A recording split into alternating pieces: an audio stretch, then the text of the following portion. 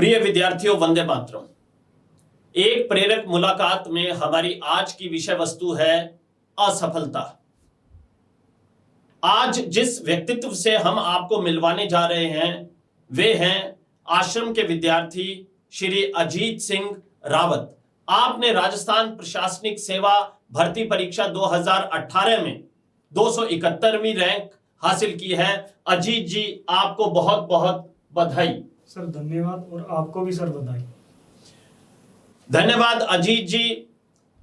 जो हमारी आज की विषय वस्तु है उसे आप सुनकर चौंके जरूर होंगे। आपको लगा होगा कि एक सफल व्यक्ति से हम आपको मिलवाने जा रहे हैं और शीर्षक हमने रखा है असफलता।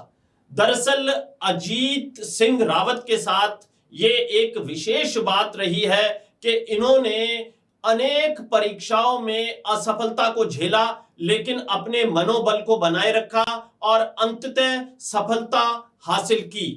इनकी पहले अकादमिक असफलताओं के बारे में मैं आपको बताना चाहूंगा। 7वीं में फेल, 7वीं में फिर दोबारा सप्लीमेंट्री से पास, 8वीं फेल, 9वीं में यह कहा गया कि आप टीसी ले जाएं वरना फेल हो जाएंगे, और 10वीं में सप्लीमेंट्री आई और उसमें फेल हो गए, लेकिन अंततः 52% अंकों से उत्तीर्ण हुए। फर्स्ट ईयर में फेल, बीए फाइनल ईयर में सप्लीमेंट्री और 45% अंकों के साथ आप पास हुए। एमए फाइनल ईयर में सप्लीमेंट्री आई और एमए फाइनल ईयर के दौरान जो नेट की परीक्षा दी उसमें फेल। उसके बाद मैं प्रतियोगी परीक्षाओं की इनकी जो असफलताएं हैं उनका जिक्र करना चाहूंगा। Air force Y group exam 2011 fail, RAS pre 2013 fail, लेकिन दोबारा से जब प्री हुआ तो उसमें पास हो गए और मुख्य परीक्षा में fail. High court LDC exam 2015-16 fail, वनपाल वन रक्षक एग्जाम फेल, ग्राम सेवक exam fail, RAS mains 2016 fail, LDC भर्ती परीक्षा 2018 फेल, कांस्टेबल भर्ती परीक्षा 2018 फेल, एसआई भर्ती परीक्षा 2016 फेल, औद्योगिक प्रसार अधिकारी एग्जाम 2018 फेल, यूपीएससी 3 बार प्री में fail, high court LDC exam 2017-18 fail, CGL SSC fail, CPO SI SSC fail, डाक क्लर्क भर्ती 2016 फेल, ईओ भर्ती 2017 फेल, पटवारी भर्ती 2016 प्री में फेल, यूपीएससी असिस्टेंट कमांडेंट 2 बार फेल। आपने देखा कि अभी एक पुस्तक आई थी 12th फेल, काफी प्रेरणास्पद रही। इस पुस्तक ने बहुत सारे लोगों को ऊर्जा, जोश और उत्साह प्रदान किया। ये आईपीएस अधिकारी श्री मनोज शर्मा के संघर्ष की गाथा है।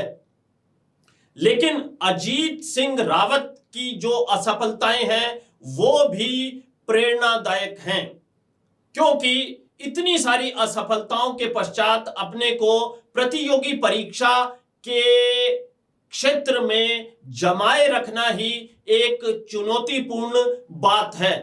अब आप बताइए कि जब 10वीं और 12वीं में एक बहुत कम परसेंटेज का बच्चा प्रतियोगी परीक्षा के मैदान में सफलता अर्जित करता है तो वो ये सफलता कैसे प्राप्त करता है, कैसे वो अपने मनोबल को लगातार स्थिर बनाए रखता है। इसके जो राज है, जो सूत्र है, आज वो आपको विद्यार्थियों को बताने हैं। जी सर, इसके पीछे कुछ बिंदु हैं, बिंदुओं के माध्यम से मैं आपको बताना चाहूँगा। सर सबसे पहले कि किसी भी लक्ष्य को प्राप्त करने के लिए कठोर हार्ड वर्क की जरूरत है, अर्थात कठिन मेहनत करना। बिल्कुल, ये कहा भी जाता है कि मेहनत ही सफलता की कुंजी है। जी सर। दूसरा सर, एक स्वस्थ शरीर में स्वस्थ मानसिक या दिमाग निवास करता है, इसलिए मैंने रोज 10 से या 15 या 20 मिनट के लगभग मैं रोज व्यायाम करता था, और साथ में मानसिक स्वास्थ्य के लिए मैं अपनी डायरी लिखता था जिसमें अपनी कमजोरियां और खूबियों को उनमें लिखता था सर। अच्छा, डायरी लेखन आप करते थे, मान लीजिए किसी दिन आपने पढ़ाई कम की या फिर आप किसी परीक्षा में असफल हुए, तो उनके कारणों का विश्लेषण आपने उस डायरी में किया होगा। जी सर, उसके कारणों का विश्लेषण तो किया ही, साथ में मैं अपने आप को कोसता भी था कि इसीलिए एक इतने बड़े लक्ष्य की तैयारी कर रहे हो आप और इस प्रकार की लापरवाही शायद इस एक बड़े टारगेट के लिए अच्छी नहीं है। बिल्कुल, मैं अपनी डायरी में लिखता था सर। जी। और इसके अतिरिक्त क्या क्या बिंदु हैं? जी सर, इसके अतिरिक्त एक गुरु बनाया जाए और तत्पश्चात उनमें पूर्णतः विश्वास हो और श्रद्धा रखी जाए, क्योंकि जब मैं 2017 में आश्रम से जुड़ा तो उसके बाद मैंने आश्रम परिवार में और आप में पूर्णतः विश्वास और श्रद्धा रखी और जो शेड्यूल है उसके अनुसार मैं चलता रहा।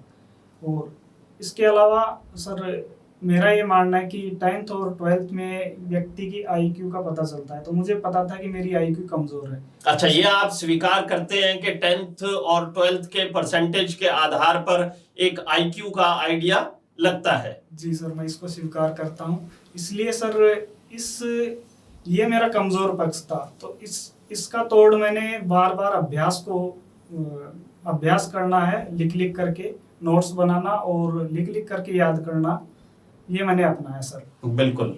फिर अभ्यर्थियों को और भी सारी बातों का ध्यान रखना चाहिए, जैसे कि मैंने रखा है। एक तो मित्र मंडली सही होनी चाहिए, क्योंकि मित्र है जो व्यक्ति को डुबो भी सकता है और उभार भी सकता है। बिल्कुल बिल्कुल, ये मेरा भी मानना है। मैंने ये देखा है, नोट किया है ये, कि एक कमरे में रहने वाले या एक मित्र मंडली के लोग, तमाम के तमाम लोग सफल हो जाते हैं और तमाम के तमाम लोग असफल भी हो जाते हैं। तो मित्र तो बहुत सोच समझ कर बनाने चाहिए। तो सर यह सौभाग्य है कि मुझे ऐसे मित्रों का सहयोग मिला जिन्होंने मेरी सफलता में अपना कुछ योगदान दिया।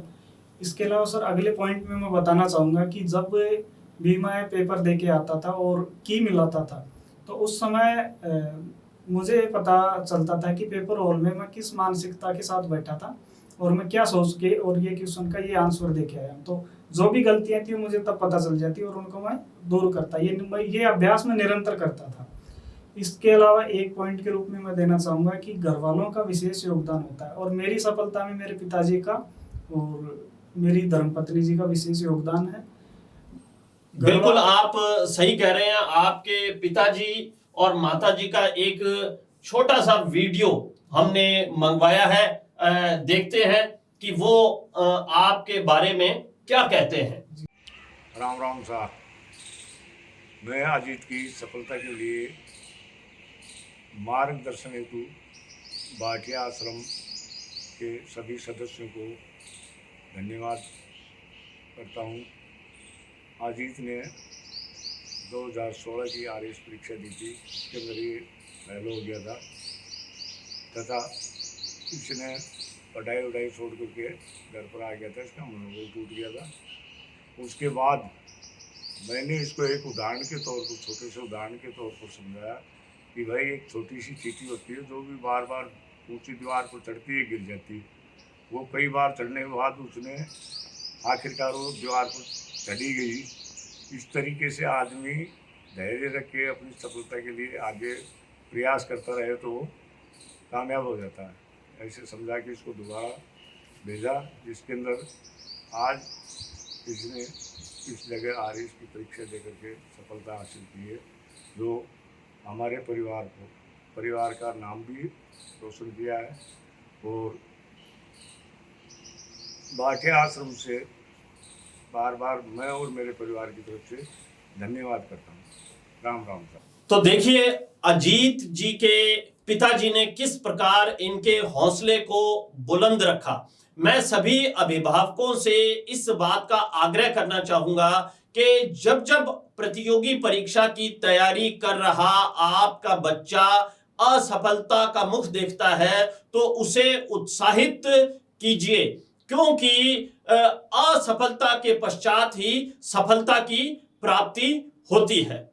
और कहा भी जाता है असफलता एक चुनौती है, स्वीकार करो, क्या कमी रह गई देखो और सुधार करो, जब तक न हो सफल नींद चैन की त्यागो तुम, संघर्षों का मैदान छोड़ मत भागो तुम। तो अजीत जी, हर कामयाब व्यक्ति के पीछे ऐसा कहा जाता है एक महिला का भी हाथ होता है। तो आपकी धर्म पत्नी जो है वो कितना पढ़ी हैं और नाम क्या है उनका? सर, इनका नाम श्रीमती सरोज देवी है और इन्होंने एमए में एडमिशन लिया था, फर्स्ट ईयर एमए तक पढ़ी है, किंतु एमए फाइनल में ये सप्लीमेंट्री आ गई थी। तो फिर इन्होंने कहा कि आप आरएस की तैयारी लगातार करते रहो और मैं परिवार को, बच्चों को और माता पिता की सेवा करूंगी। बहुत बढ़िया। और यानी कि घर की तरफ से आप पूरी तरह से दायित्व मुक्त थे, आपके माता पिता की वजह से और आपकी धर्म पत्नी की वजह से। बच्चों के क्या क्या नाम हैं हमारे दर्शकों को बताइए। सर, ये बेटा है देवांशु, ये मेरी बेटी है अनुष्का। बहुत बढ़िया अजीत जी। अजीत जी, मैं ये जानना चाहूंगा कि आप आश्रम में कब पधारे? सर, मैं आश्रम में 2017 में आ गया था सर। 2017 में आ गए थे और उसके पश्चात आपने सतत अभ्यास को बनाए रखा। जी सर। आश्रम के बारे में कोई बात, ऐसी रोचक बात जो आपको लगती हो और जो प्रतियोगी परीक्षा के विद्यार्थियों के लिए हितकर हो, आप बताना चाहें तो? जी सर, आश्रम के जो रूल हैं जिनके बारे में आप लगातार क्लास में आकर के और आप सोशल मीडिया में इस प्लेटफॉर्म के माध्यम से बताते रहते हैं, जैसे लगातार 7 से 8 घंटे पढ़ाई करना, नोट्स बनाना, अभी क्लास नहीं चल रही लेकिन ऑफलाइन हो तो क्लास आना, अपनी रैंक सुधारना। और इसके अलावा सर, एक रोचक तथ्य ये है कि जब आप क्लास में आते थे और जो टॉप 10 की लिस्ट बनती थी, तो उससे जो अभ्यर्थी हैं या जो छात्र है आश्रम परिवार के अन्य सदस्य हैं, तो वो एक तरीके से मोटिवेट होते थे सर। ये काफी रोचक था सर। अजीत जी, आप हमारे दर्शकों को और कुछ बताना चाहें, हमारे विद्यार्थियों को कुछ कहना चाहें? जी सर, मैं अपने सभी साथियों को ये कहना चाहता हूँ कि एक लक्ष्य होना चाहिए सभी का और उस पर कठोर परिश्रम करना चाहिए। दूसरा सर, कि जो सोशल मीडिया है वो कहीं ना कहीं अभ्यर्थियों की मेहनत में उसमें एक रोड़े के रूप में देखता हूँ। तो जो सोशल मीडिया से अपने आप को दूर रखा जाए, सिवाय जो महत्वपूर्ण वीडियो होते हैं उनको देखने के लिए तो हमेशा तैयार रहें। साथ ही सर, आजकल क्या सर, पिछले 2-4-5 साल से मैं इस चीज़ का विशेषकर सामना कर रहा हूँ कि एग्ज़ाम की जो डेट है वो आगे खिसक जाती है या कुछ इस प्रकार का भ्रम हो जाता है। तो मेरा ये मानना है कि सभी अभ्यर्थियों को ये करना चाहिए कि ये सोचना चाहिए कि जब तक आपकी तैयारी नहीं होगी, आप ये माने कि आपकी जिस दिन तैयारी हो जाएगी उसी दिन एग्ज़ाम हो जाएगा, निश्चित रूप से ही आप सफल होंगे। अच्छा अजीत जी, जब भी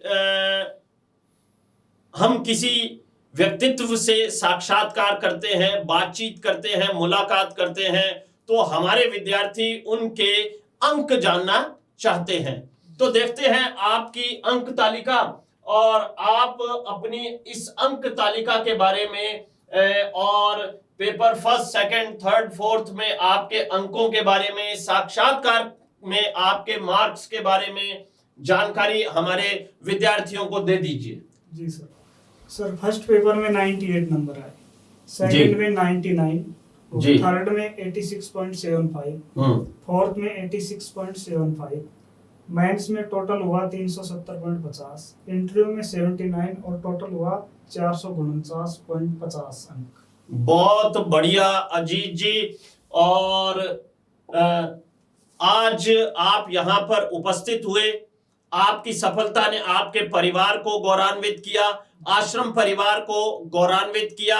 और अब हम आपसे आशा करते हैं कि जो भी जरूरतमंद प्रशासनिक सेवा के दौरान आपके पास आएगा, आप उसकी समस्या का तत्परता से निदान करेंगे। यही आश्रम के लिए एक सच्ची गुरु दक्षिणा होगी। जी सर, मैं आश्रम के जो भी नैतिक मूल्य है उन पर पूरा उतरने का पूर्णतः प्रयास करूंगा सर। धन्यवाद अजीत जी। जय हिंद, जय भारत, जय राजस्थान।